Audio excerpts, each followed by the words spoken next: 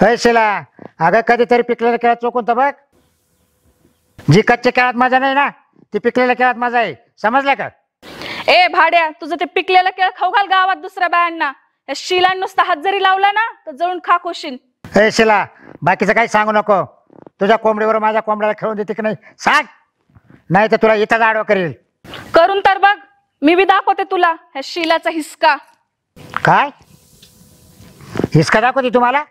ए धोंड्या, माजलेल्या बैला जसे अंडे ठेसतात ना तसे तुझे बी अंडे ठेसून काढीन. समजला का? ह्यानंतर जर माझी कधी वाट अडवली ना तर भोंगळा करून ढुंगणाव फटके देईन, ते पण गावात.